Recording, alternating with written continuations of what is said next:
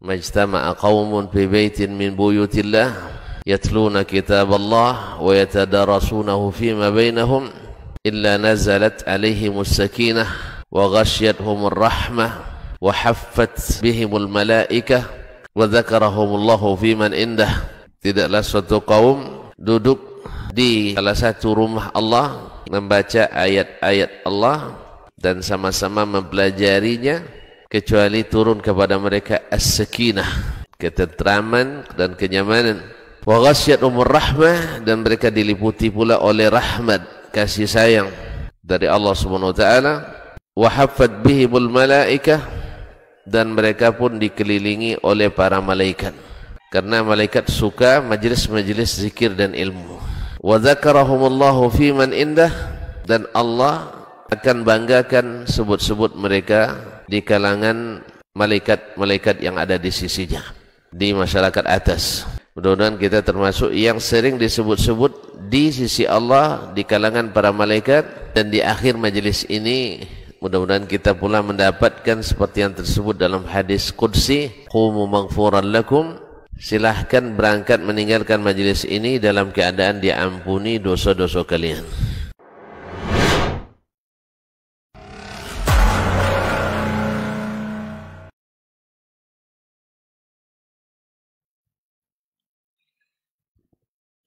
Bismillah, Assalamualaikum warahmatullahi wabarakatuh.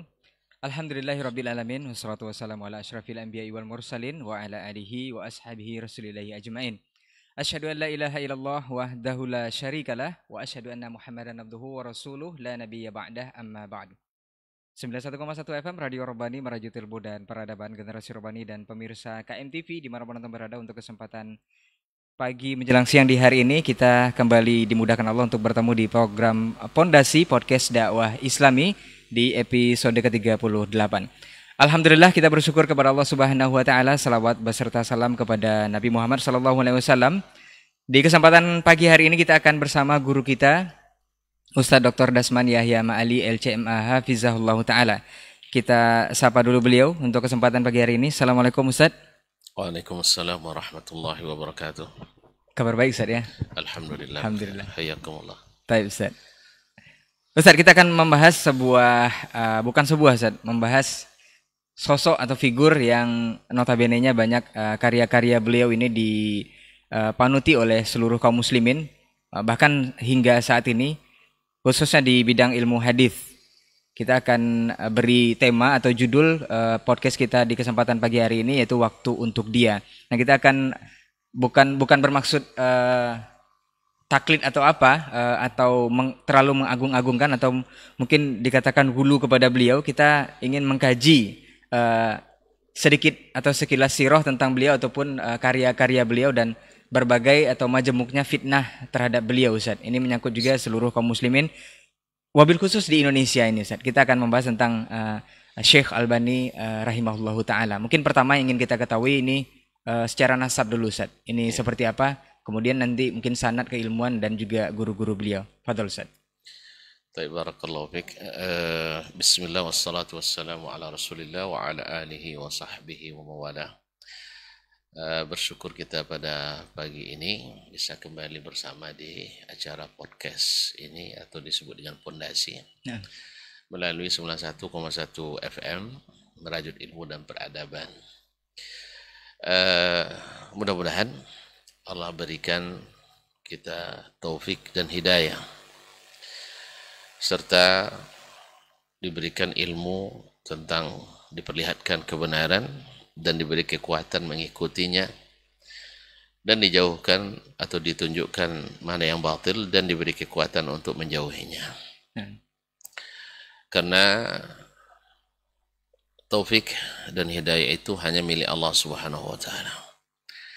Dan itu kita berharap kepadanya, mudah-mudahan kita diberikan taufik dan hidayah tersebut, sehingga dengan demikian kita ringan untuk menuju atau menempuh jalan yang sudah dirintis, bahkan sudah diselesaikan oleh Nabi kita alaihi salatu wassalam. Selanjutnya salawat dan salam kepada baginda Nabi alaihi salatu wassalam yang telah banyak berkorban dari semua sisi, berkorban harta, berkorban waktu, tenaga, berapa air mata yang mengalir, berapa darah yang beliau dari tubuh beliau sendiri yang harus tumpah. Itu tidak lain dan tidak bukan adalah untuk menyampaikan agama yang hak ini. Wallazi arsala rasulahu bil huda wa dinil haq. Sesuai dengan arahan perintah Rabbnya Allah Subhanahu wa taala.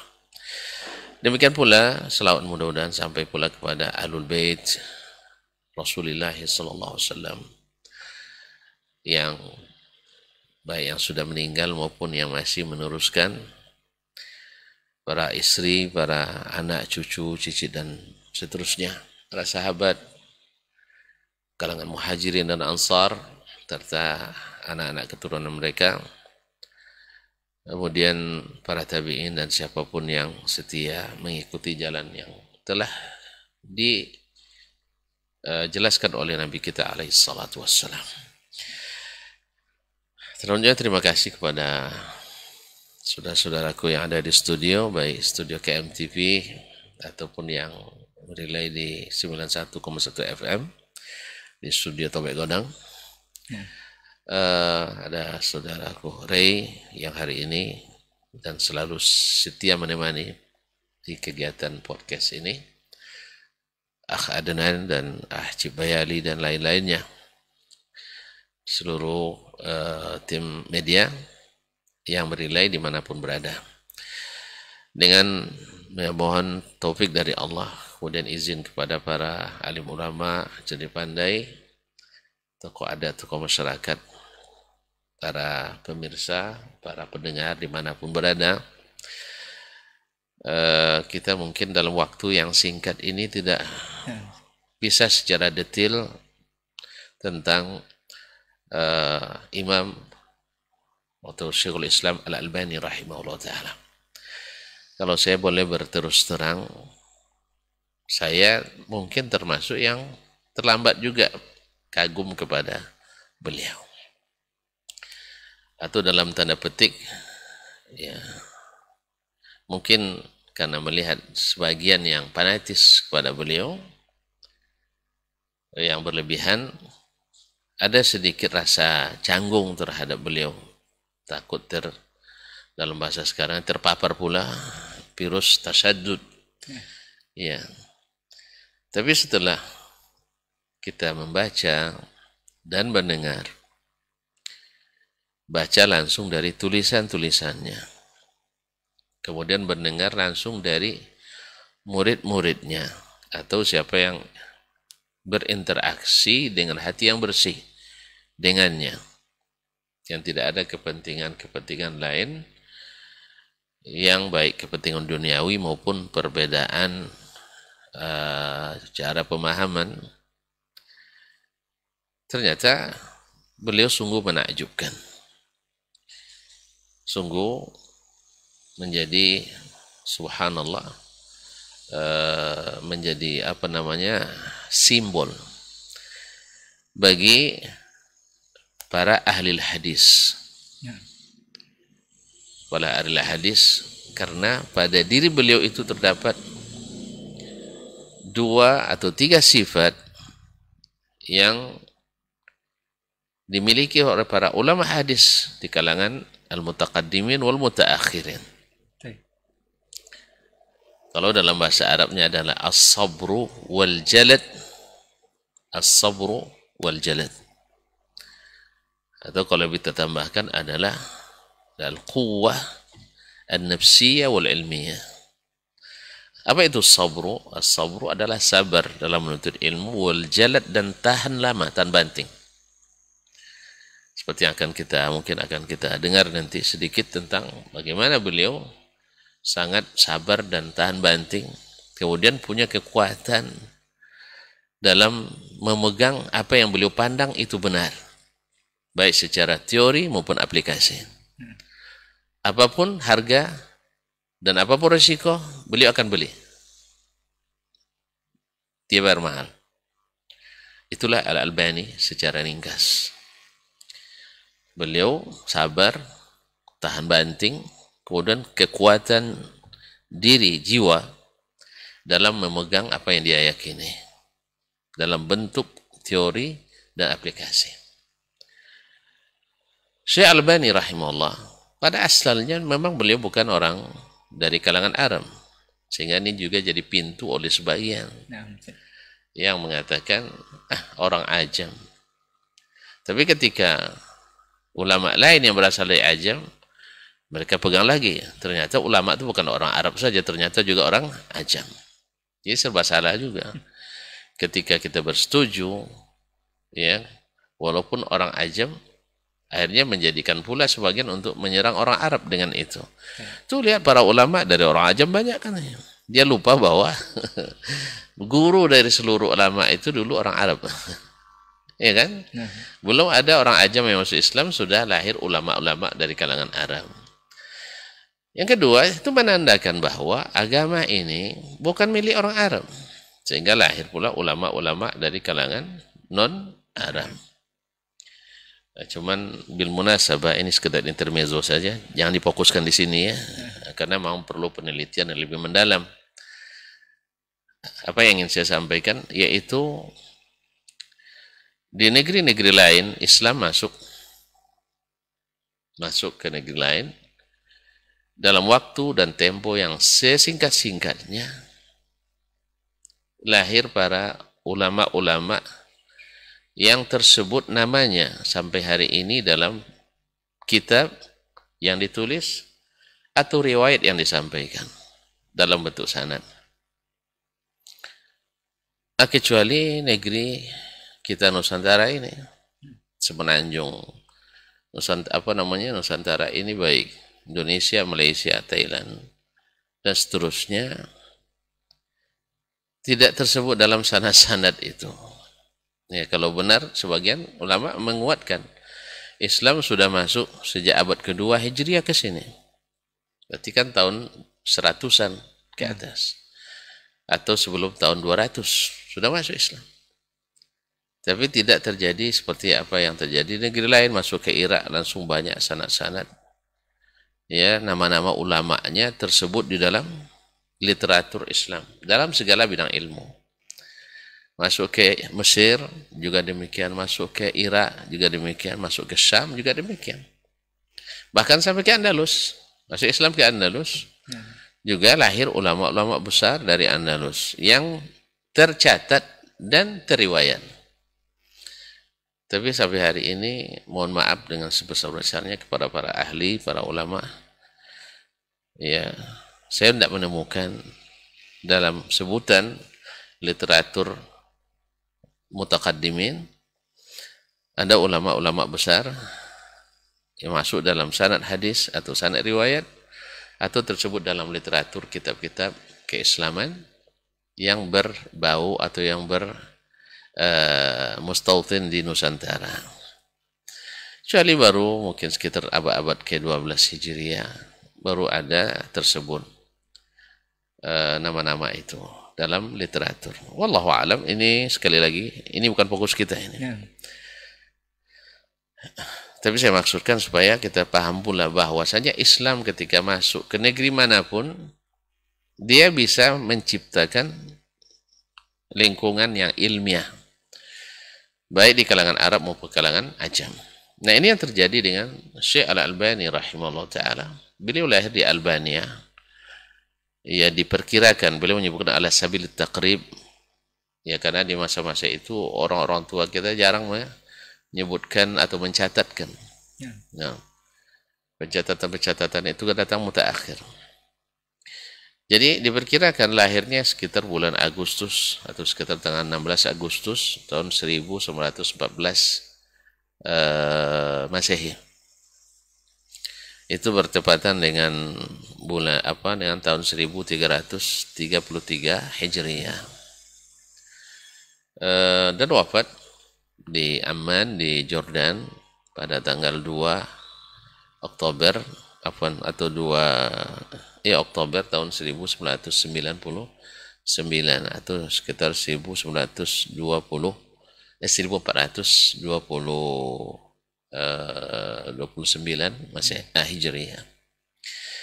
Beliau pada asalnya tidak pandai bahasa Arab memang. Dia tinggal lahir di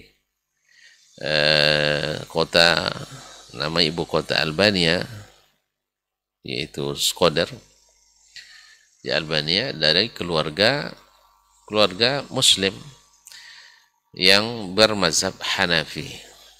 Ayah beliau adalah Muhammad Nasiruddin bin Muhammad Nuh Najati Al-Arnauti Al-Albani. Orang Albania kalau sudah sampai ke negeri Arab disebut juga dengan Al-Arnaut. Al-Arnaut. Dia orang Arab itu menyebut hada Arnauti. Ini orang Arnaut ini. Berarti Albania ya? Iya, berarti orang Albania itu. Albania kalau di negeri Arab dikenal dengan Arnaut pada umumnya. Di antara yang terkenal di bidang hadis adalah Syekh Shu'aib Al-Arnaud rahimahullah ta'ala yang mentahqiq kitab Musnad Imam Ahmad dalam 50 jilid. Demikian juga Syekh Abdul Qadir Al-Arnaud. Ini saya pernah bertemu dengan beliau. Lebih junior dari Syekh Shu'aib. Nah, pernah bertemu sekali. Nah, cuman saya waktu itu saya tidak minta ijazah dengan beliau. Minta sanad.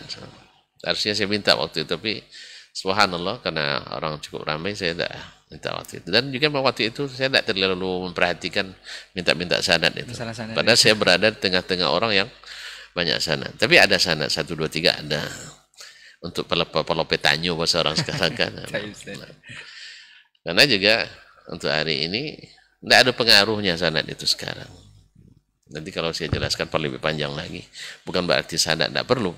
Yang salah paham. Cuman sanad kita yang kita hari ini masuk rangkaian sanad itu justru merusak sanad kadang.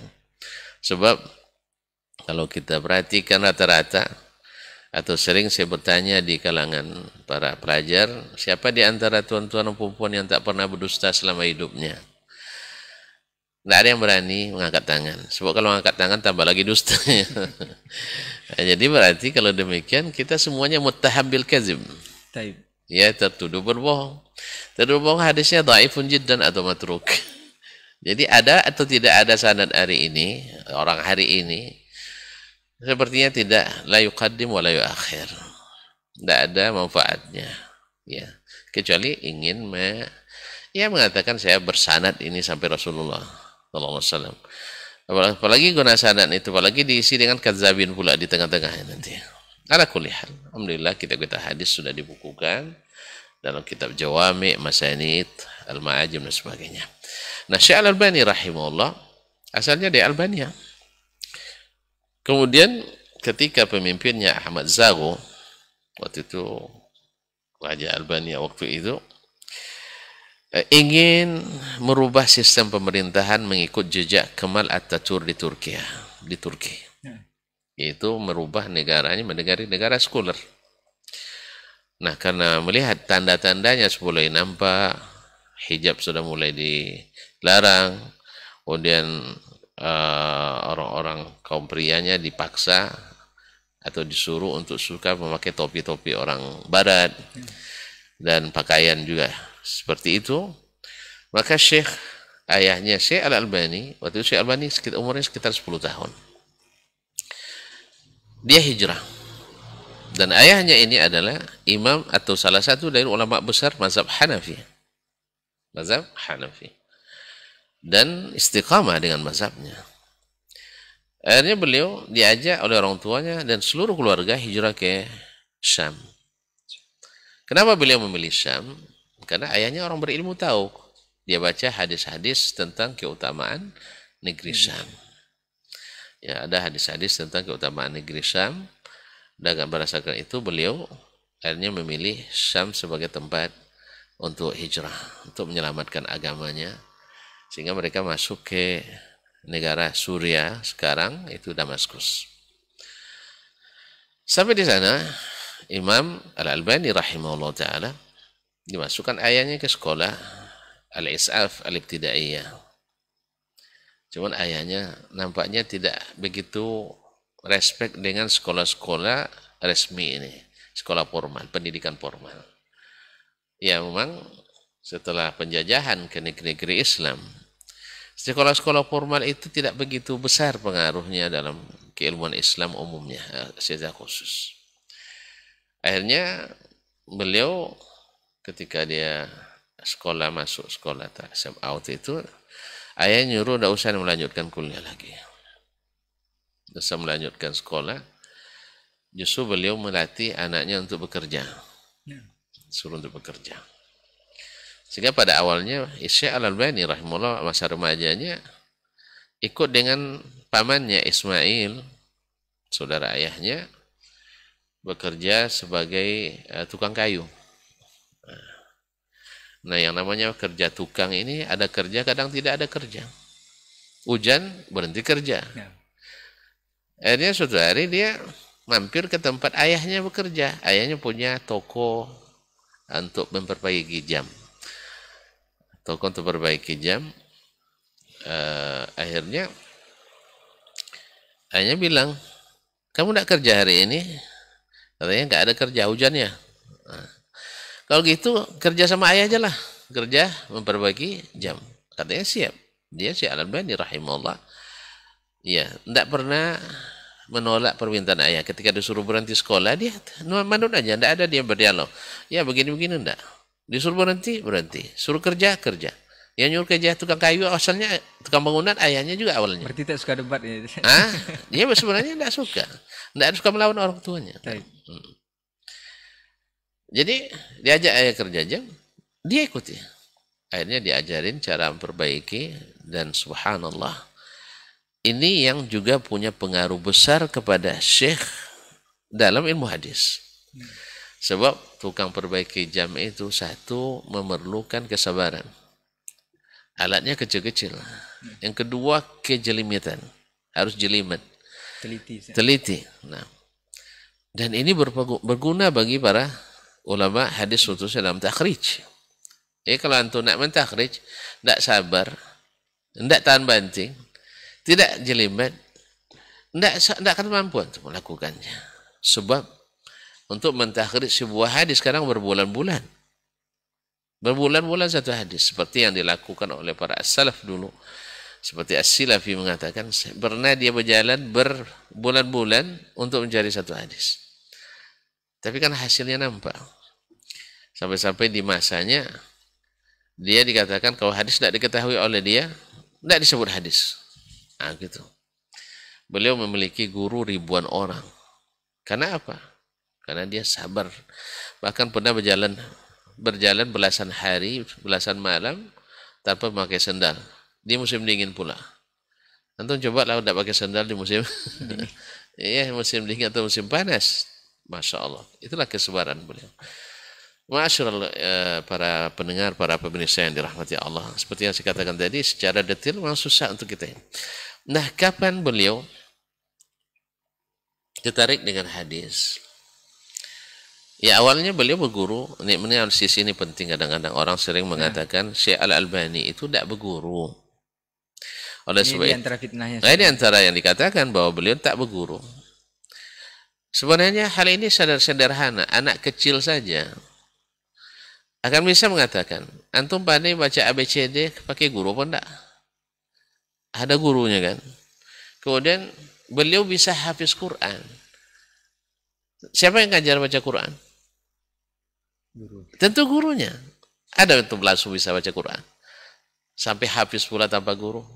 Ya tidak ada. Beliau hafiz Quran 30 juz. Ini yang ngomong, kadang-kadang yang ngomong bahwasanya Syekh Albani tidak berguru itu, juz 30-nya tidak lancar bacaannya. Hafalannya dulu nggak lancar, kemudian bacaannya juga kadang-kadang bikin tertawa sambil menangis gitu.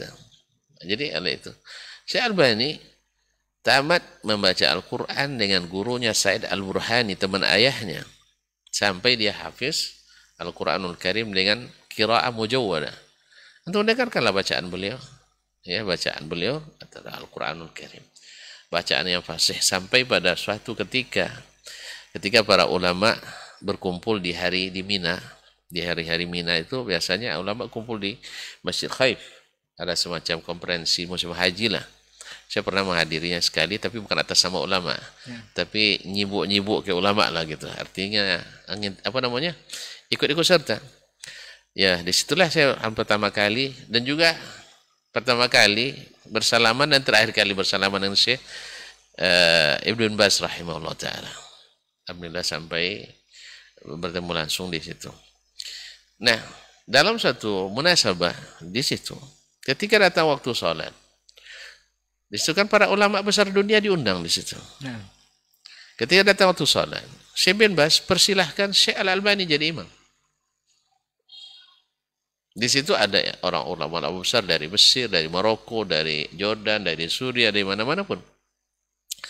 Syekh Ibn Baz menyuruh beliau untuk jadi imam.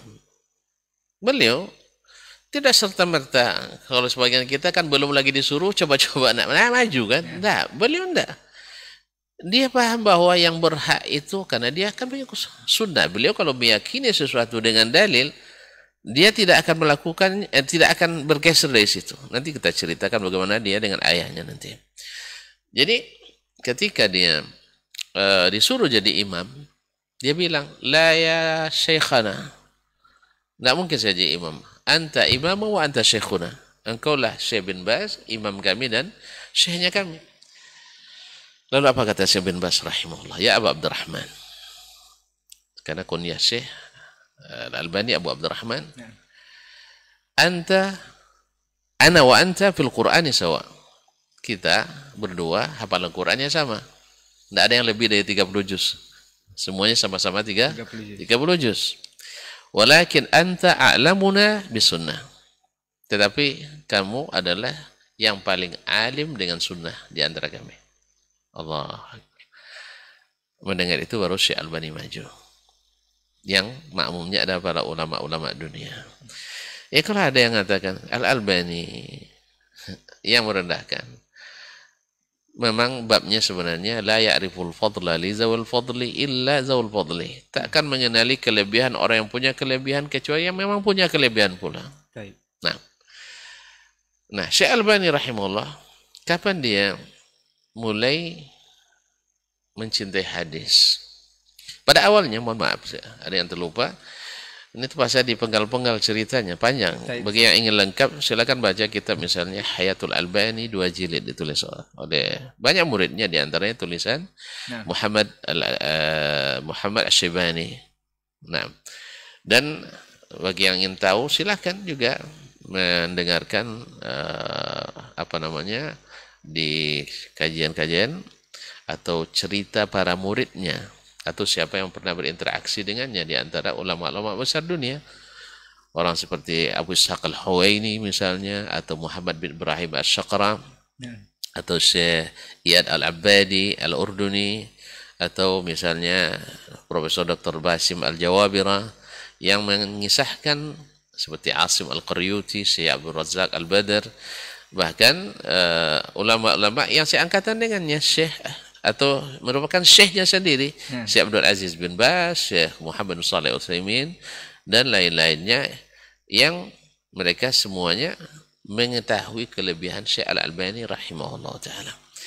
Nah, asalnya Ustaz, Ustaz? Mungkin Nana potong sedikit, Ustaz. Ini akan potongnya lanjut. Jangan putus sekali. Ustaz. Ini akan berlanjut di jawaban, Ustaz. Karena tadi kan kita akan berkisah nanti tentang sejak kapan atau mulai kapan Syekh Albani ini tertarik kepada ilmu hadis.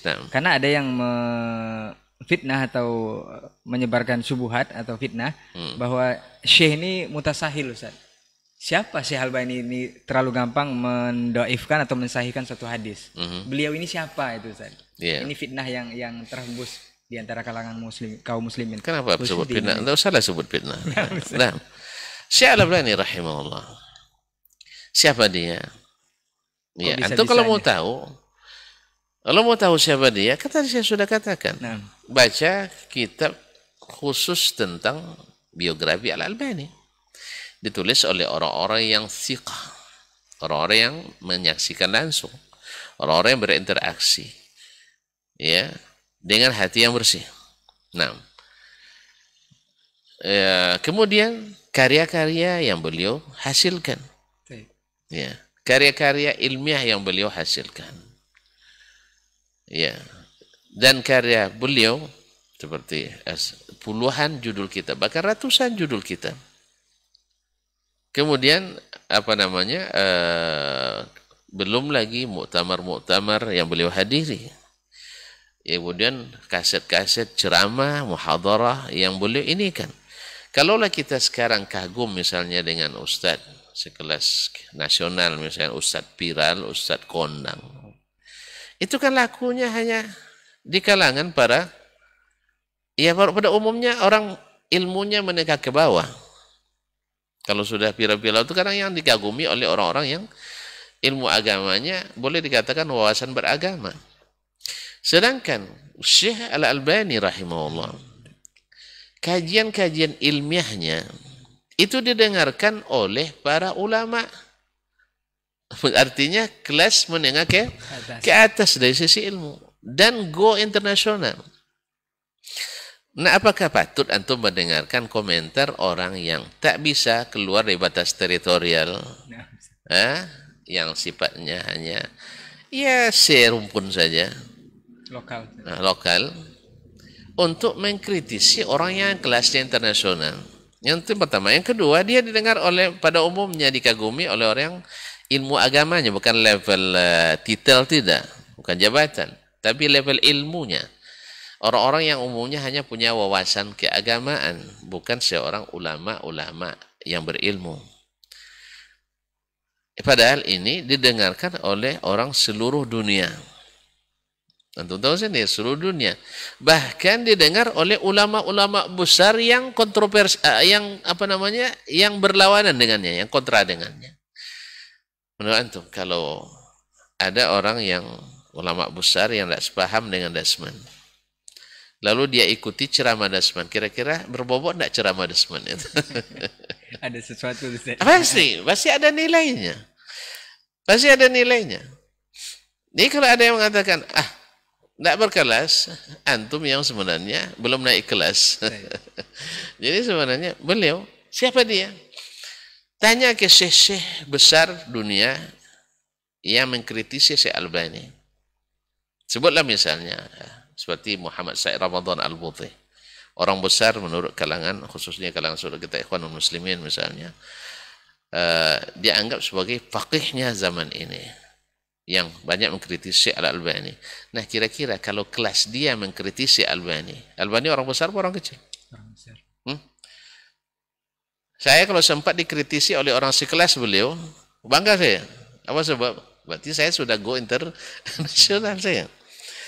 Atau misalnya terjadi musajalah atau semacam saling merat misalnya dengan Syekh Dr. Yusuf Al-Qardawi rahimahullah misalnya. Nah, kalau sekelas Yusuf Al-Qardawi sendiri, bahkan beliau sebenarnya memuji, Syekh Al-Qardawi pernah memuji Syekh Al-Albani rahimahullah ta'ala. Nah, kalau sekelas beliau juga membaca kitabnya, kemudian mungkin mengkritisi atau menyindir misalnya sebagian fatwanya, kira-kira berkelas lah. Sangat berkelas. Ya, ana sekarang kalau misalnya di permainan bola, kalau sempat Ronaldo mempertimbangkan permainan saya dan mengkritisi saya, luar biasa. Tapi kalau dia tengok main, enggak usah dikritik, ini enggak ada gunanya. Berarti Albani berkelas.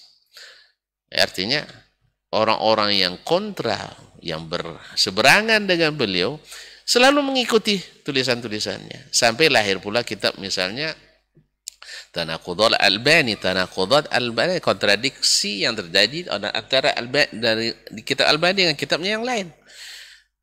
Ya, dikritisi oleh orang. Berarti penting itu. Yang mengkritisinya juga dianggap ulama besar di kalangan orang-orang yang berseberangan dengan beliau. Berarti orang besar. Nah, apakah itu akan menjatuhkan beliau? Yang namanya mutiara semakin diasah, semakin bersinar. Yang namanya emas semakin dibakar juga semakin murni. Buktinya, alhamdulillah, tak tergoyahkan, tak terbantahkan. Sampai-sampai akhirnya beliau juga meraih hadiah atau Nobel bergengsi dunia, yaitu King Faisal Prize atau Jaizatul Malik Faisal lil ad-Dauliyah, yaitu hadiah Raja Faisal Internasional untuk kaum muslimin. Mungkin kalau di Nobel kan tidak dapat beliau karena bukan ahli kimia, bukan ahli fisika, bukan ahli matematika. Nah, karena beliau di keagamaan di kalangan muslim mendapatkan hadiah King Faisal. Ya kabarnya hadiahnya tidak banyak sekali, sekitar 750.000 rial cuma. Ya, beliau pernah mendapatkan itu. Di bidang apa? Di bidang hadis. Nah, kalau antum mengatakan beliau siapa di bidang hadis, antum meragukan orang-orang yang terlibat meluluskan Al-Albani mendapatkan penghargaan tertinggi di bidang hadis. Padahal di situ ada orang Mesir juga di dalamnya timnya, ada juga orang Maroko yang menilai. Dari berbagai ini. Ada orang India. Nah, nanti kalau kita sebut itu antum meragukan kapasitas dan kredibilitas mereka. Kalau sudah begini, tidak ada lagi gunanya. Ibarat ada jatuh tapai namanya itu. Tidak bisa lagi digunakan. Itulah Al-Albani rahimahullah. Ya. Itu siapa Al-Albani? Itu Al-Albani rahimahullah. Yang tahu kelebihannya memang para ahlinya, para pakarnya. Nah, kenapa soal doif dan sahih ini beliau bisa ini yang dijadikan jadikan sumber fitnah? Kenapa? Pertama, ikhwani fillah, kita tidak boleh satu fanatis kepada siapapun. Yang kedua, kita juga tidak boleh bermudah-mudah merendahkan orang. Yang ketiga, yang namanya Al-Albani, setinggi apapun ilmunya, beliau masih tetap boleh dikritis. Kalaulah Imam Ahmad boleh dikritik, padahal dia di atas Albani, bertingkat-tingkat lagi. Kalau Imam Asy-Syafi'i rahimahullah, ada juga pendapatnya yang tidak atau tidak didukung oleh dalil yang lebih kuat, boleh juga dikritis. Imam Abu Hanifah dan sebagainya, apalagi Al-Albani rahimahullah ta'ala. Jadi, apakah dia termasuk golongan yang bermudah-mudah? Apa makna bermudah-mudah di sini? Apa makna bermudah-mudah? Artinya tidak teliti, misalnya, atau hanya melihat menghukum hadis dengan zahirnya. Sekarang yang mengatakan itu saya nak nanya dulu, siapa orang yang menilai itu? Yang menilai beliau bermudah-mudah dalam mensahihkan, mendhaifkan hadis, siapa? Orang yang sekelasnya atau orang yang tak berkelas sama sekali? Seperti yang dibincangkan tadi, Ustaz, ya? Iya. Sebab kalau seandainya orang yang tak berilmu, Imam Ahmad saya dikatakan dulu ahli bid'ah oleh Mu'tazilah. Sama sekarang, kaum sufi, kaum tarekat, dan orang-orang yang liberal menghujat Syekh Albani. Siapa Albani? Gimana antum cara menilainya? Dengan apa antum menilai? Kan ada yang mengatakan ulama hadis belum mensyarah hadis secara komprehensif. Lalu saya tanya, siapa? Ini pernyataan kamu atau pernyataan orang lain? Kalau pernyataan kamu, saya nak nanya, Sahih Bukhari, berapa syarah yang sudah ditulis orang tentang Sahih Bukhari? Bingung dia jawab. Belum nanya berapa kitab yang ditulis tentang syarah Sahih Bukhari. Tidak bisa dijawab. Walaupun ala sabil takrib sekitar 84 misalnya, seperti yang dikatakan oleh Profesor Dr. Abdul Karim Al-Khudair, guru kami. Dan ada yang menghitung lebih daripada itu, lebih dari 100. Ada yang menyatakan lebih. Nah, Anda nggak tahu berapa kitab tafsir yang sudah ditulis oleh para ulama.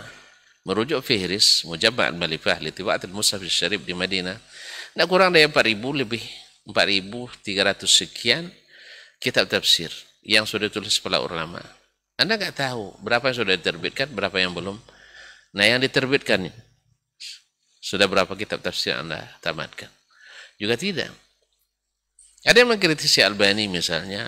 Albani mendhaifkan hadis dalam Sahih Bukhari atau Sahih Muslim. Dia sendiri tidak sabar membaca kitab Syekh Albani dari awal sampai akhir. Jadi kalau mengkritisi orang, kuasai ilmu orang. Kalau tidak, Dan kebanyakan hanya mengutip. Orang mengkritisi yang tidak mengkritisi, tidak berilmu juga, datang lagi yang lebih tidak berilmu lagi mengutip yang lain yang sama. Misalnya ada sebuah hadis didhaifkan oleh Syekh Albani isnadnya dan disahihkan matadnya. Jadi isnadnya dari riwayat si fulan dhaif. Matadnya adalah Sahih Bukhari. Beliau ketika sampai ke matan dia sahihkan. Ketika sampai di isnad dia dhaifkan. Ini seperti kontradiksi. Jadi yang tidak ahli kan tidak paham itu. Tidak paham itu. Kalau diterima perkataan setiap orang terhadap seorang alim, hancur. Tidak ada satu ulama kecuali dikritisi oleh orang lain. Tidak ada. Siapa ulama yang tidak dikritisi? Nabi aja kritik orang. Nabi Muhammad SAW dikritisi orang. Bahkan Allah dikritik orang. Tapi apakah semua kritikan gak terima? Kemudian antum mengkritik. Yang mengkritik ini lebih ahli atau tidak? Misalnya ada Syekh Hasan Maliki mengumpulkan hadis 300 hadis kontradiksi Imam Syekh Al-Albani. Saya nak nanya ke antum berapa hadis yang ditakhrij oleh Al-Albani? Akan bingung untuk jawabnya. Di silsilah sahih berapa? 16.000. Di sini dhaifah mungkin sekitar 11 atau 12.000. Taib. Ini sebanyak ini hadis sekitar 30 ribu hadis misalnya. Belum lagi sahih Sunan Abi Dawud, dhaif Sunan Abi Dawud dan seterusnya. Nah, ini kalau diakumulasikan tidak kurang dari mungkin sekitar 100.000 hadis yang ditakhrij oleh beliau. Taib. Lalu menurut yang mengkritisi ini keliru dalam 300 hadis. Saya nak nanya, antum sudah periksa enggak?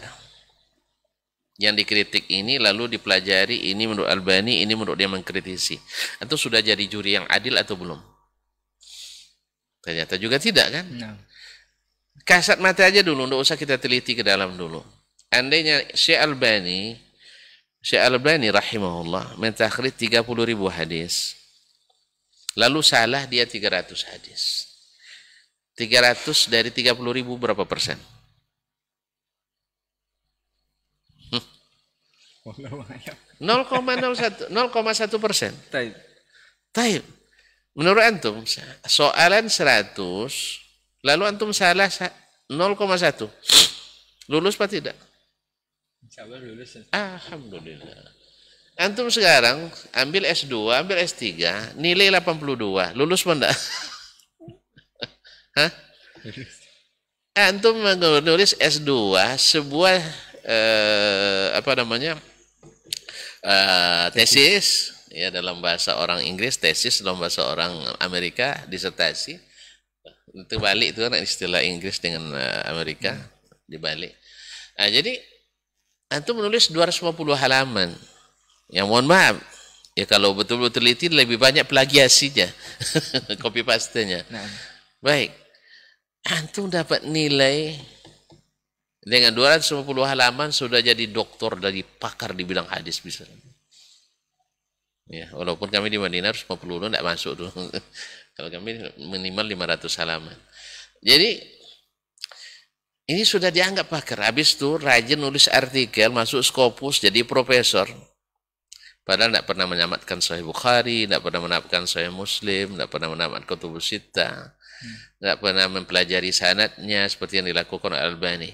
Tiba-tiba antum menjadi corong yang Masya Allah jauh lebih hebat Albani. Apa sebab? Saya profesor hadis atau saya doktor hadis, saya S2 hadis.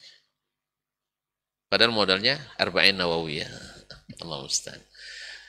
Nah, sekarang kasat mata aja. Al-Albani mentakhrij puluhan ribu, lalu salah 300 hadis. Kita serahkan dulu, memang dia salah dalam bab ini. Lalu kita katakan, Albani tidak lulus jadi muhaddis. Apa sebab? Karena salah. Dari 100 pertanyaan, dia salah 0,1 hadis. Satu pertanyaan. Zalim antum, nilai 99 gagal. Tapi memang hati benci itu. Saya pernah juga mengalami, ya, saya dianggap tidak lulus dalam suatu hal, suatu masalah. Pada nilai saya ada yang 97, ada 93, paling rendah 87, tapi tetap tidak lulus. Nah, berarti penilainya ada masalah. Jadi bukan di Albaninya masalah, tapi pada yang menilai Al-Albani rahimahullah. Kalau gitu Imam Ahmad juga sudah lulus dulu. Sampai 4 penguasa Muslim, Ahlu Sunnah menuduh Syekh Ahmad sebagai sesat menyesatkan. Baik, kembali ke kisah Al-Albani rahimahullah. Kapan dia mulai mencintai hadis? Pada awalnya dia mencintai bahasa Arab. Tuan-tuan kalau jujur, dengarkanlah ceramah-ceramah Al-Albani rahimahullah. Al-Albani rahimahullah. Hampir tidak ada lahannya. Hampir tidak ada lahan. Demikian kitab-kitab yang dia tulis. Ada dicoba oleh salah seorang, kalau tidak salah Hasan Al-Maliki dulu pernah mengkritis Syekh dalam bahasa Arab. Disalahkannya Syekh dari 2 sisi. Saya harus buka buku nahwu pula. Ya, saya dah tahu itu salah, cuman saya ingin takin. Buka Awdhul Masalik, buka Tawdihul Masalik, buka Syarh Akil. Saya lihat dia perbaiki 2, rusak 4. Dia perbaiki 2, rusak 4. Bukan Syekh Albani yang salah, dia yang keliru. Bukan Syekh Albani yang salah, dia yang keliru, dia yang tidak paham. Nah, sekarang Al-Albani dengan alasan dia orang ajam, tidak pandai bahasa Arab. Beliau ketika masih belajar, pernah guru nahunya menyuruh mengirab beberapa kalimat dalam bahasa Arab. Waktu masih di Damaskus, teman-temannya orang Arab, orang Damaskus asli, tak satu pun sama Arab. Akhirnya guru bilang, "Madza taqul ya Arnaut?" Oh ya Arnaut. Kan dipanggil Arnaut itu dia orang Albania. Gimana menurutmu? Dia selesaikan semuanya Arabnya. Berarti non-Arab, kan antum juga yang bilang, non-Arab bisa saja lebih pandai bahasa Arab daripada orang Arab. Bisa memang. Memang bisa. Kenapa? Orang Arab meninggalkan bahasanya, orang ajam mempelajari bahasa Arab itu. Jadi Al-Albani rahimahullah dari sisi bahasa. Iya, kalau mau jujur ya, dengarkanlah muhadarahnya. Rata hampir susah dicari lahannya kesalahan. Nah, demikian juga dalam tulisan-tulisannya. Nah, kapan dia mencintai bahasa Arab? Waktu itu beliau di Maktabah Az-Zahiriyah, yang akhirnya disebut dengan Maktabatul Asad, Pustaka Nasional ini. Atau di sebuah pustaka, dia menemukan kitab tulisan Al-Iraqi. Al-Iraqi rahimahullah menulis kitab tentang kritik terhadap Imam Al-Ghazali dalam Ihya Ulumuddin, takhrij hadis Ihya Ulumuddin. Baca kita itu, dia baca, waktu itu ditanya harganya berapa, karena baru terbitkan luar biasa mahalnya, padahal beliau baru buka usaha jam, umurnya masih 20-an nih, umur beliau. Jadi dia bilang, saya sangat kagum dengan buku itu, mau beli tidak cukup duit. Akhirnya dia minta izin kepada yang penjual, dia katakan, saya ingin menulis ulang kitab ini. Menulis ulang, karena tidak mampu beli. Akhirnya ditulis, disalinnya kitab itu. Nah, di jilid pertama, beliau sudah selesai, kan 4 jilid itu. Al-Mughni an Hamlil Asfari fil Asfar bi takhriji ma fi kitabil Ihya min al-Akhbar. Imam Al-Iraqi rahimahullah, syekhnya Imam Ibnu Hajar, syekh yang paling dikagumi oleh Imam Ibnu Hajar rahimahullah.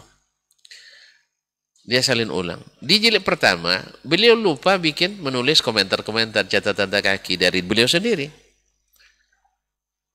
Lalu setelah jilid kedua dan 3 serta 4, itu ada catatan kaki dari dia sendiri, komentar dia sendiri. Subhanallah, dia karena lupa di jilid pertama, dia ulang kembali membaca jilid pertama. Ini yang saya maksudkan kesabaran itu. Dia membaca kitab sampai selesai. Kita alhamdulillah baca kitab sampai waktu selesai, bukan kitab yang selesai. Makanya disebutkan oleh murid-muridnya, seperti yang disebutkan oleh Syekh Al-Syaibani dalam Hayatul Albani, beliau di pustaka itu sehari semalam tidak kurang dari 14 jam di pustaka.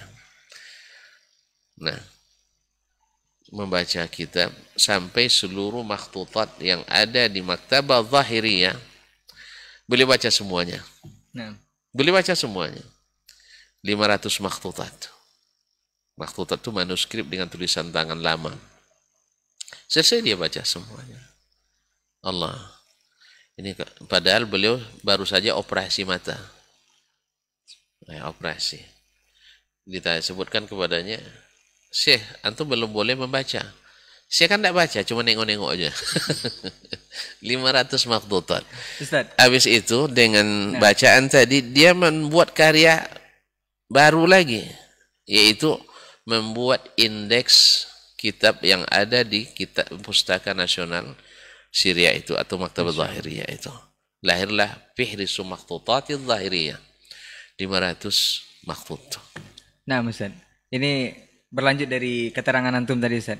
Syekh Albani kan dia banyak menghabiskan waktunya membaca buku di pustaka, Ustaz. Ini ada juga yang menyebarkan fitnah bahwa Syekh Albani itu bukan ahli ilmu sebenarnya, hanya lama menghabiskan waktunya di pustaka. Kemudian karya-karya yang dihasilkan adalah comot dari berbagai buku yang sudah dibaca. Itu yang pertama.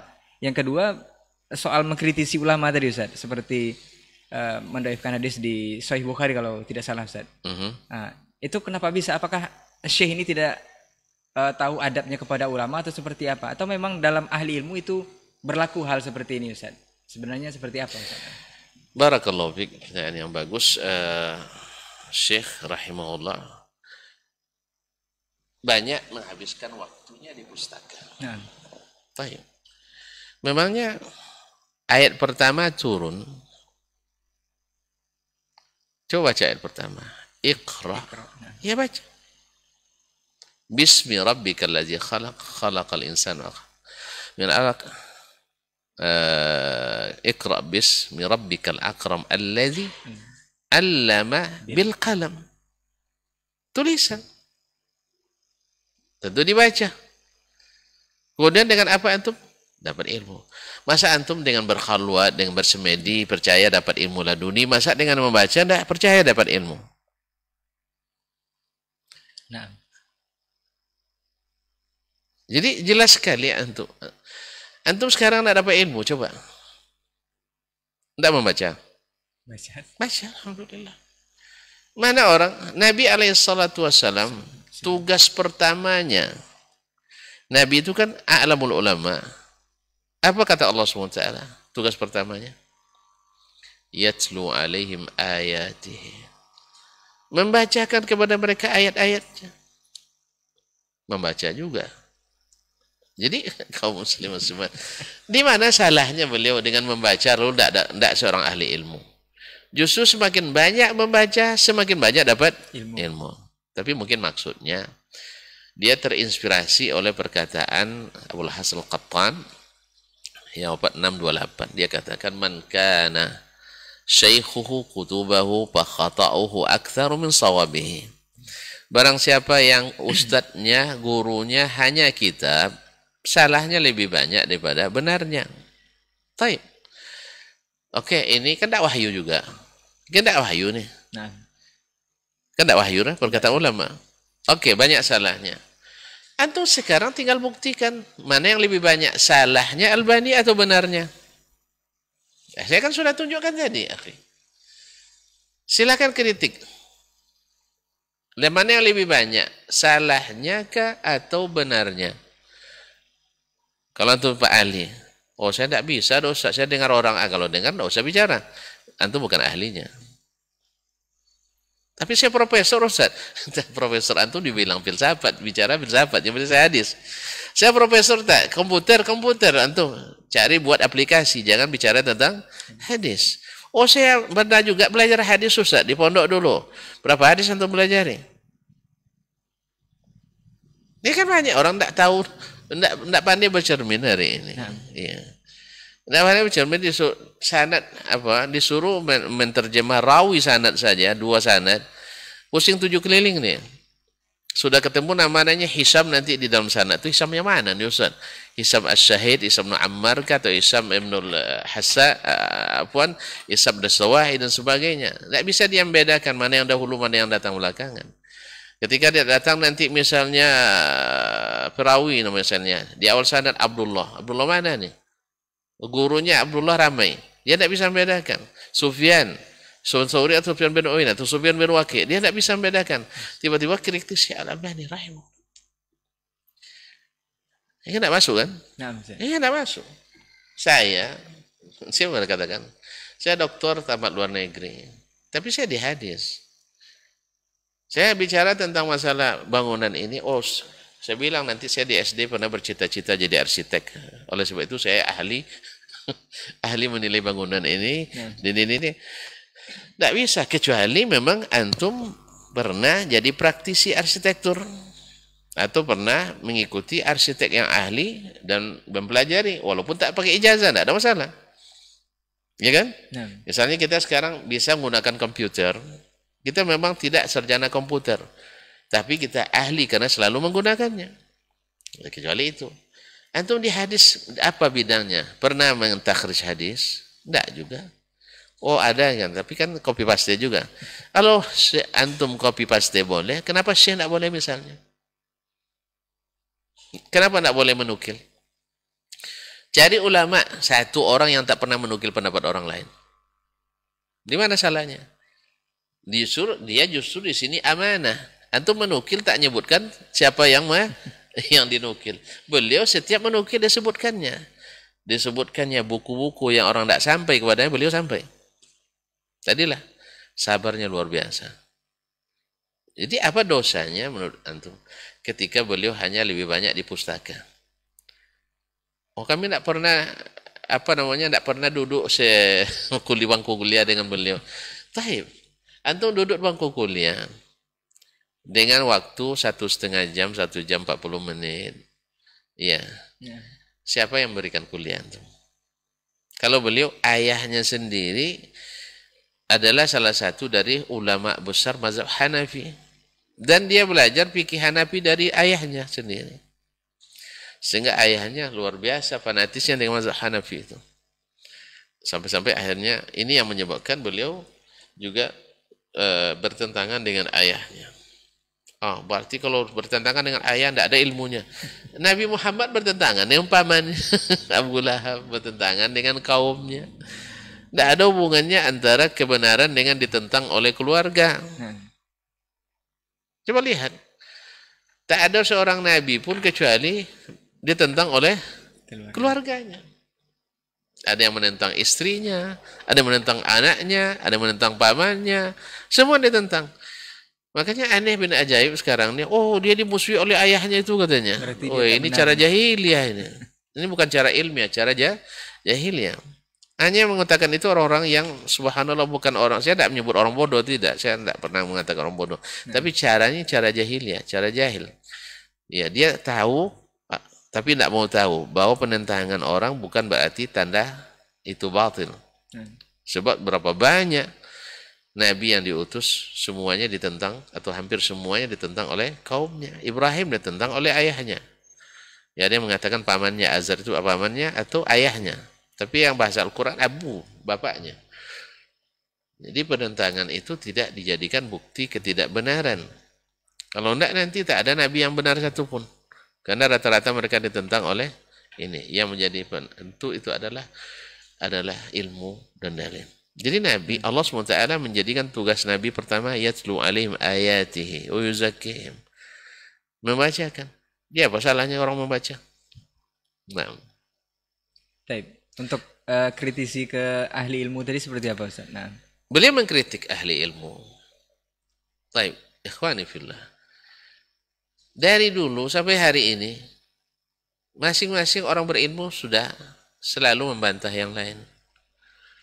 Cuman ada bantahan itu ilmiah, ada bantahan itu tidak ilmiah. Itu aja bedanya. Nah sekarang beliau membantah dengan ilmu atau tidak? Ilmiah atau tidak? Misalnya disahihkan oleh Imam Fulan misalnya. Dia bilang, wal amru laisa kama qala Syekh Imam Fulan. Lianna fi hadzal hadis fi isnadihi kadza wa kadza illah. Walaupun itu ada Raqutni yang dibantahnya, walaupun dibantahnya hanya adalah Imam Al-Bukhari misalnya. Memang tidak boleh dibantah. Antum juga sering bantah beliau. Cuman bedanya tadi, beliau tidak mengatakan bahwa Syekh Imam ini jahil, Imam ini bodoh, Imam ini sembarangan. Nah, dia bilang, kalian antum aja yang bilang dia sembarangan. Nah, kalau antum bilang tidak beradab, kenapa bilang itu sama Syekh Al-Albani rahimahullah? Ini kadang banyak orang mengajarkan adab, tapi dia ketika mengajarkan adab itu kadang-kadang juga kurang beradab juga. Nah, baik Ustaz. Nah, kita lanjut Ustaz, mengenai sebenarnya tidak cukup untuk 1 jam ini kita akan berbincang mengenai 1 tahun pun tidak cukup. Nah, banyak sekali kelebihan ataupun keistimewaan beliau yang patut kita teladani. Mungkin yang perlu dicamkan juga Ustaz bahwa banyak kaum muslimin khususnya di Indonesia ini mengatakan bahwa sekarang yang berkembang kajian-kajian Salafi Wahabi ini yang mereka label ini adalah kenapa banyak mereka berpatokan kepada Syekh Albani Ustaz? Apakah ini ada sesuatu juga dengan Syekh ini? Karena di mana-mana kajian selalu mengutip sedikit-sedikit tentang hadis ini disahihkan Syekh Albani dan ini juga didoifkan oleh Syekh Albani. Ini seperti apa Ustaz sebenarnya? Gerakan Salafi Wahabi ini yang dituding di negeri kita khususnya Ustaz.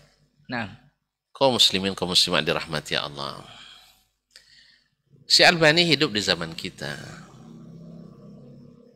Maka wajar orang mencari yang ditulis di zamannya karena bahasanya dan orangnya masih ada.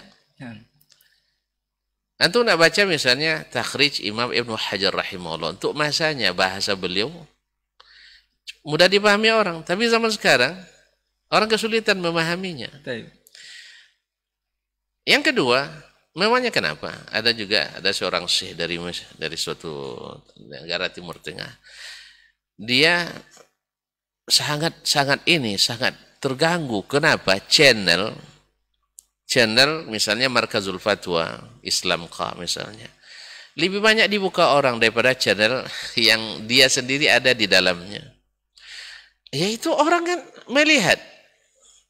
Antum sekarang mohon maaf ya, saya misalnya kalau orang kirim WA ke saya meminta atau menanyakan suatu pertanyaan, selalu saya tanggapi. Bisa saya tanggapi dengan saya jawab, atau saya katakan belum bisa saya jawab sekarang, atau sekali tanyakan ke yang lain.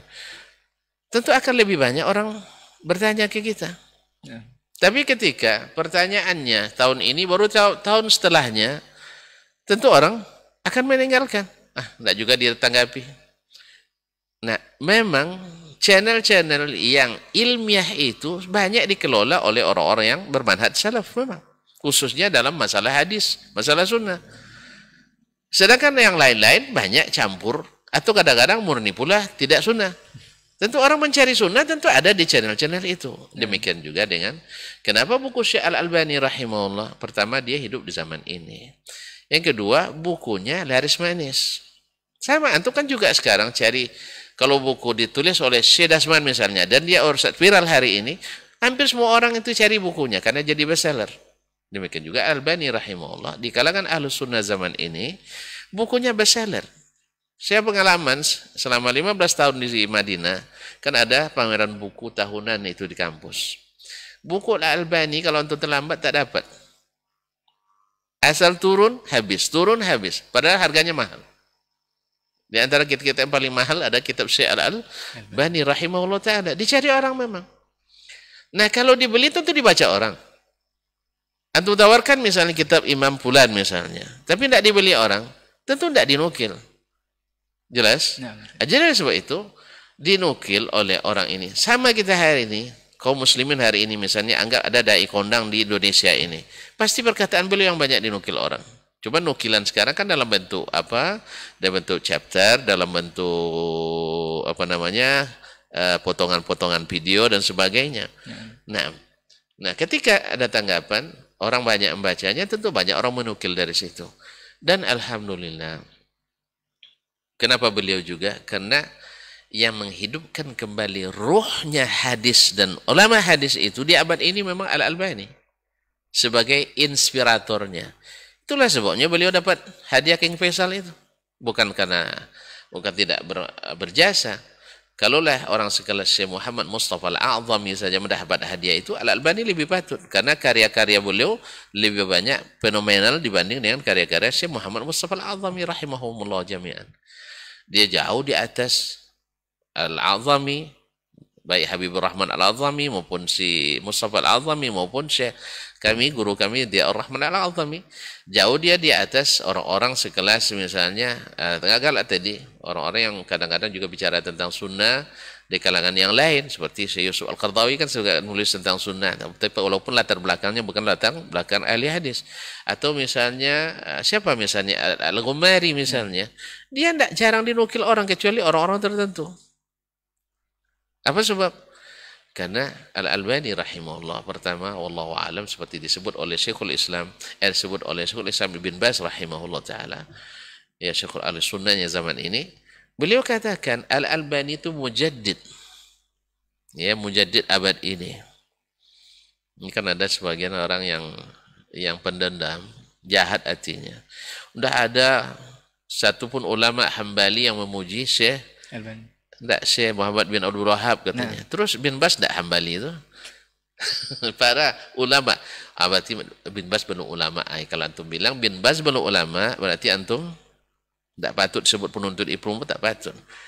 Ya, sebab bin Bas itu orang dari seluruh pelosok dunia bertanya kepadanya. Suaranya sampai ke seluruh dunia, suara antum di pelosok sini tidak sampai semuanya. Kadang-kadang banyak yang sumbang pula. Lebih banyak fitnah daripada ini. Kalau tidak dianggap ulama, tapi siapa yang ulama? Mohon maaf, kalau dibanding-bandingkan, ada ulama misalnya sepulan. Siapa misalnya ikon orang-orang yang berseberangan dengan Albani sekarang? Berapa tulisannya? Bisa dibandingkan. Bisa dibandingkan. Saya malah saja nyebut nama misalnya, sepulan misalnya. Untuk dipikih misalnya hari ini. Orang tidak bisa menutup mata bahwa Syekh misalnya Ibnu Utsaimin, ya, tidak bisa orang menafikan tulisannya Syarhul Mumti' saja, Syarhul Zadul Ma'ad 50 jilid. Cari ulama yang dari kalangan yang memusuhi atau dalam berseberangan yang punya syarah kitab fikih Syafi'i seperti itu di abad ini. Misalnya murid dari Syekh Al-Albani di Maroko, Syekh Muhammad bin Abdul Rahman Al-Maghrawi, menulis kitab Tafsirul Quran bi Sahihis Sunnah. Tafsir Al-Quran dengan sahihnya sunnah. 50 jilid. Nah, carilah yang di sana, yang memerangi atau memusuhinya, yang menulis tafsir sebesar itu di abad ini, dengan sahih sunnah. Gitu kan? Nah, jadi kan salahkan nanti, kenapa lebih banyak dinukil? Karena kitab beliau memang lebih familiar, kemudian lebih jujur, tidak tendensius. Ini kita kata lain kadang-kadang suka mencaci, suka merendahkan orang, mencela. Jadi tidak nyaman orang bacanya. Walaupun Al-Albani rahimahullah dalam bab ini juga terkesan ada juga kata-katanya yang keras dan pedas, tapi memang diberikan pada orang-orang yang memang layak untuk menerimanya. Bukan secara membabi buta seperti itu.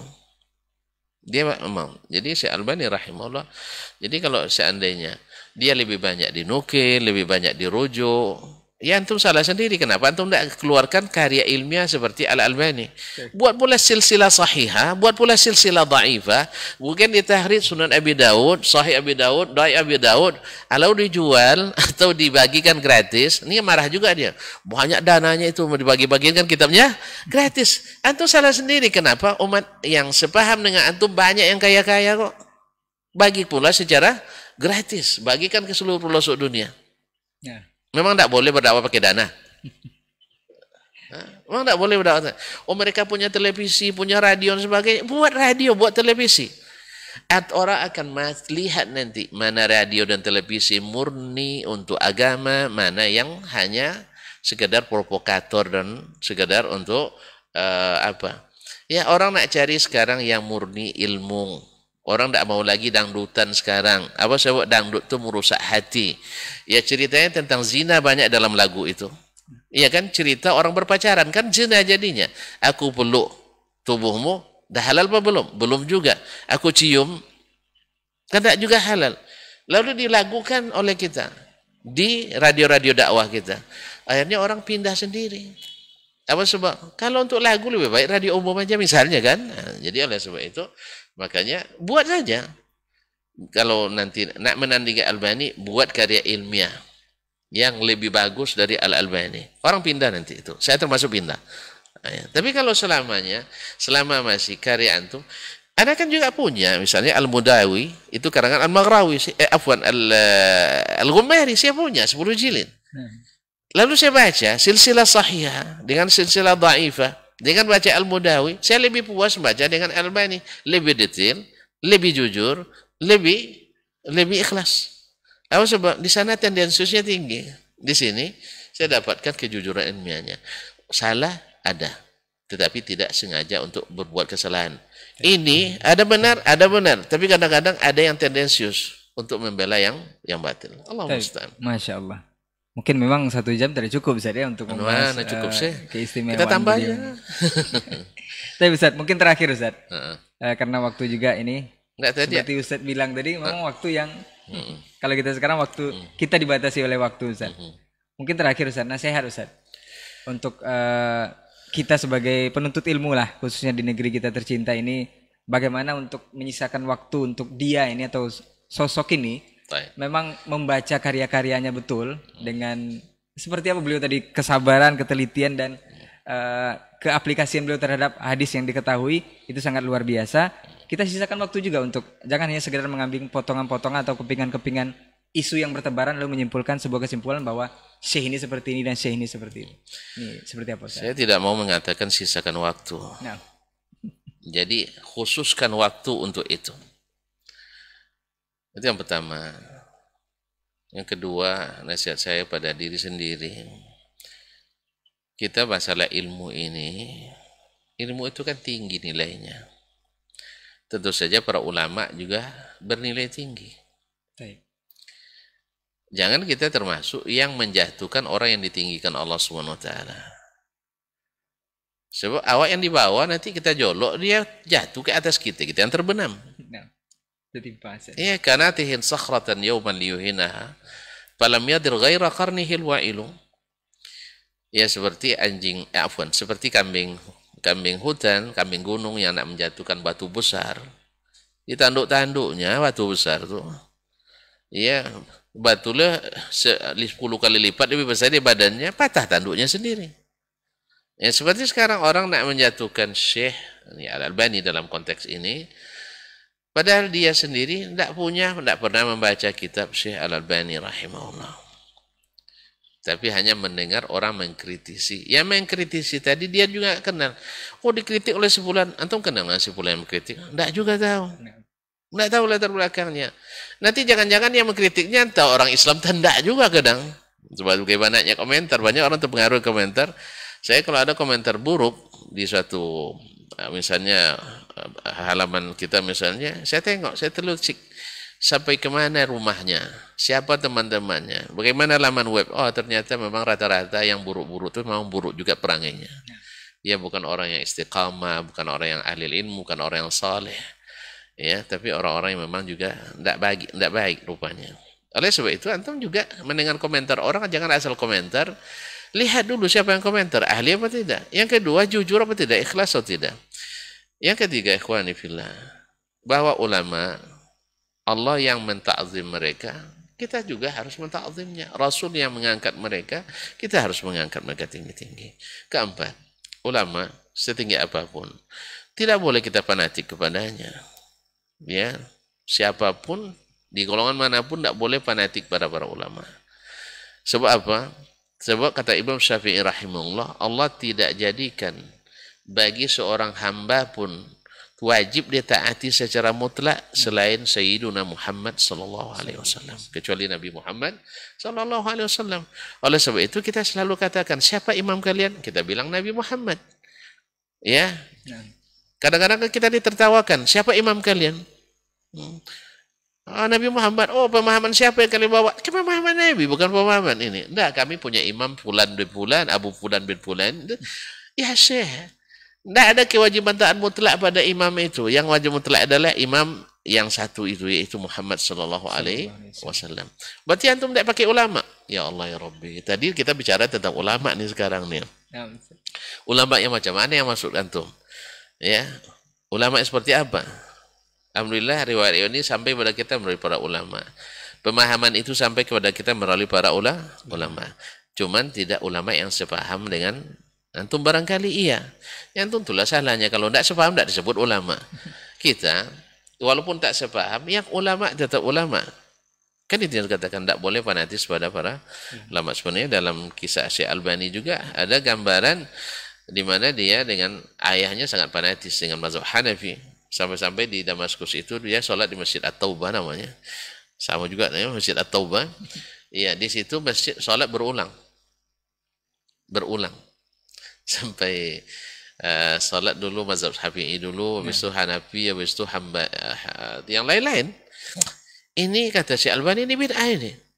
Makanya di sini lahirlah fatwa Syekh Al-Albani rahimahullah, tidak boleh salat berjamaah berulang di satu masjid. Itu asal fatwa beliau. Nah, cuman sekarang-kadang kita sebagian sangat keras pula. Asal terlambat salat tidak boleh salat berjamaah lagi. Nah, walaupun itu pendapat beliau, memang pendapat beliau. Kalau selesai jemaah, antum sholat sendiri-sendiri saja. Terus tidak dapat pahala jemaah. Sebab Nabi SAW mengatakan, siapa yang man atal masjidah yuridul jamaah, siapa yang datang masjid ingin sholat berjamaah, wajah dan nas qad sallau, lalu dia dapatkan orang sudah selesai sholat, falahu ajrul jamaah, dia tetap pahala aja jemaah walaupun dia sholat sendiri. Dari situ beliau lakukan menyebut asar banyak sekali. Jadi ulama untuk ditakzim, tapi bukan untuk dikultuskan. Ulama mungkin salah dan mungkin benar. Oh, antum lebih hebat. Ya Allah ya Rabbi. Tidak selamanya. Kan antum tadi menyalahkan Albani. Berarti antum lebih hebat. Kan juga tidak. Antum juga kadang-kadang dalam satu masalah tertentu antum bahas sampai detail. Nah, di pembahasan itulah antum tahu. Sendiri antum enggak juga, kan menukil orang, tapi enggak boleh juga nukil ulama. Di mana pula kita enggak menukil. Cuman harus jujur, ini nukilan saya dari ulama. Wallahu taala alam. Baik, jazakallah khairan Ustaz untuk ilmunya dan bincang-bincang kita mengenai sosok ini. Ini sekali lagi meneruskan perkataan dari Ustaz bahwa kita tidak boleh mengkultuskan para ulama, tapi ilmu yang benar yang kita ambil, karena ulama juga manusia, tidak terlepas dari salah dan dosa juga, bukan maksum seperti Nabi Muhammad SAW. Mudah-mudahan yang sudah kita bahas mengenai sosok Syekh Albani rahimahullah ini bisa menjawab berbagai fitnah dan kekeliruan yang tersebar khususnya di masyarakat kita tentang beliau yang berhubungan dengan keilmuan di hadis Nabi Shallallahu Alaihi Wasallam. Jazakallah khairan untuk waktu yang sudah sediakan. Kemudian afwan untuk semua salah kata kita bicara. Ustaz, insya Allah di pekan depan dengan waktu yang berbeda atau kesempatan yang lain kita akan bisa membahas lanjutan tema yang berbeda juga. Kita tutup dengan doa kafaratul majelis. Subhanakallahumma wa bihamdika asyhadu an la ilaha illa anta astaghfiruka wa atubu ilaik. Wassalamualaikum warahmatullahi wabarakatuh. Waalaikumsalam. Di para sahabat itu, kaum muslimin, yang terbayang bagi mereka itu adalah infak. Yang terbayang bagi mereka adalah sebuah kebahagiaan, keselamatan di akhirat yang kekal dan abadi di sisi Allah tabaraka wa taala. Semua kita boleh klaim sekarang. Kamu cinta Nabi? Cinta Ustaz. Cinta Nabi? Cinta Ustaz. Termasuk saya. Cinta Nabi? Cinta. Kapan tahunya? Besok di akhirat. Maka apa kata Nabi sallallahu alaihi wasallam? Amalur rajuli biyadih. Penghasilan yang terbaik adalah pekerjaan yang dilakukan oleh seseorang dengan tangannya sendiri. Wa kullu bai'in mabrur. Dan setiap jual beli yang mabrur. Ini aktivitas ini membantu saya di akhirat atau akan menyulitkan saya di akhirat. Kalau seandainya perbuatan itu ternyata akan menyulitkan kita di akhirat kelak, tinggalkan perbuatan itu.